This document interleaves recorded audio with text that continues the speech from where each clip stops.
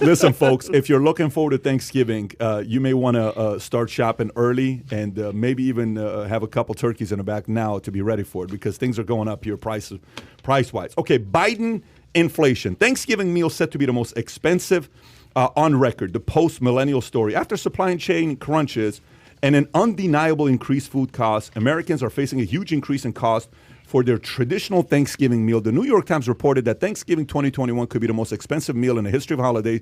The Biden administration made an enormous deal about how Americans' 4th of July barbecues were 16 cents less than they were in 2021. The administration was widely mocked for their tweet touting this less than impressive decline in food costs.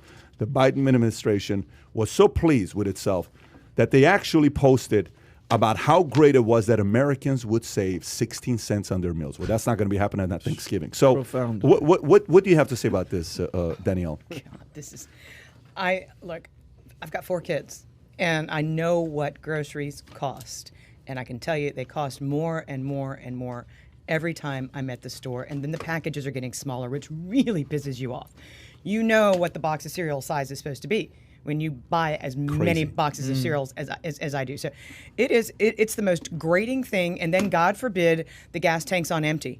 And then you got to go fill up and you're like, okay, what's up with this price per gallon? Seriously. So I just came back from Europe. I was over there and I mean, they're paying like $7 a gallon. For what? Gas. Yeah. $7 a gallon for gas in Europe. Yeah. It's going to come $10 coming here soon, by the way. But the whole idea, and so I was in a socialist country. Italy is a socialist. Extremely. And there is so much resentment. Right now they're rolling out a tax for the wintertime to have the people of means pay for the higher electricity prices for the people who of lower means. So they just tax the hell out of you left, right, and in between. But no, I'm a working mom, but the grocery store has gotten to be too expensive.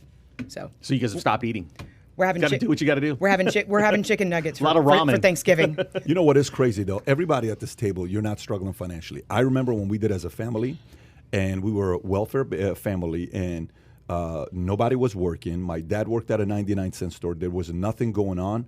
You felt a slight price increase because you would hear it from your mom, which she said, "We can't afford that right now." Yep. What are you talking about? We can't afford it right now. There's going to be millions of families that are going to feel it directly, not only Thanksgiving, they're going to feel it Christmas. These are 2 back-to-back. That's going to be felt, and it's emotional, and it's painful, and it sticks. As a kid, you remember 30 years later what it was like at a Christmas or Thanksgiving when you were broke. Millions are going to feel that this Thanksgiving. You feel it in every direction, too, because it's not just that Thanksgiving dinner. Then it's you can't afford to go to the movies. And then the gas is more expensive. Then you might not be able to afford that cell phone plan. And then you can't get school shopping done or the thing. So it's everywhere. And that's what inflation is, and that's what we're all going to experience pretty soon. When I heard this story, the first thing that came to my mind with BidenFlation is Hunter Biden. He's going to do an NFT, of the phrase, and he's going to get a Ukrainian businessman to open up a boutique, and then he's going to sell them all. He's going to market that and capitalize on BidenFlation, the name. So you know that they're proud of that, right? You know he sold a bunch of pieces of art last week at like $75,000. And one of the ladies who was there, she says, I went there, they wouldn't even let me in because she's a critic of art, and they said, you can't come in here. She said, I went across the street, and they were selling a Picasso painting original signed for $400,000. So would you rather spend $400,000 for an original Picasso painting or a Hunter Biden piece for $75 grand? What kind of political influence do you get with Picasso? Back to your lower income families and Christmas and the holiday season. Deloitte published a survey last week. The average American family that's lower income is spending 22% less on Christmas this year. The average wealthy American family is spending 15% more. Wow. So when you print money and it all floats up to the top, and then inflation hurts everybody at the bottom, I mean, this is a train wreck. But that's the biggest thing, where it's like the people that are voting to send more free money are the ones that end up paying the biggest price. I know it. It is so freaking weird. The basics of math, like this thing doesn't favor you. The more money they print, every time, Danielle, they printed more money, I made so much money. I can't even tell you how much money I made every time they printed money. That's where it flows. It flows up. Because they don't know how. So anyway, so that concept, basic concept. So let me say that number one more time. So the low-income family is going to spend 22% less during Christmas. This holiday season than last year. Holiday season. The wealthy is going to spend 15% more. And that's crazy. If they could get the stuff they want to buy.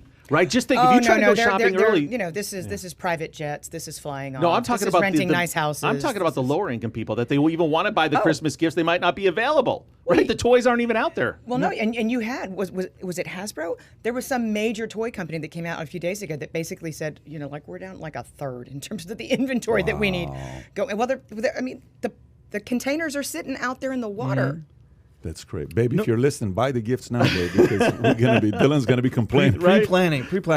I think the biggest thing that frustrates me with reading something like this is just seeing the hypocrisy in terms of how they're parading 16 cents in July, and then now it's backfiring of like how they're trying to push that up. One thing if they were like, you know what, inflation's happening. We're working on it. We're trying to figure it out. It's going to get bad before it gets better, right? It's going to get worse before it gets better. But instead of them trying to parade with, hey, we saved you 16 cents over a full 4th of July barbecue, to now it coming back, I think that's more where it upsets me in terms of them trying to parade something very small, make it look like a big win, not realizing that a bigger loss is going to come down the pipeline. And that's just going to be more upsetting on that end. That's a really good point, because it just shows how stupid they think we are. Like, we're going to get excited about saving 16 cents on the 4th of July. How do you even compute that? You can't. It makes no sense. It's not even a rounding error. It's the stupidest statement you ever want to hear. Who's the marketer? First of all, you never say 16 cents. You say Americans are going to save, $9.3 billion. Even the basics marketing, they don't know. Multiply it times 335 million people. Just give a number to it rather than you're going to save 16 cents. A mom's looking at it saying, what the hell is 16 cents, right? When's the last time you even kept change? So if you enjoyed this little short segment from the podcast that we did, here's another short segment to watch. Or if you want to see the entire podcast, click over here. Take care, everybody. Bye-bye.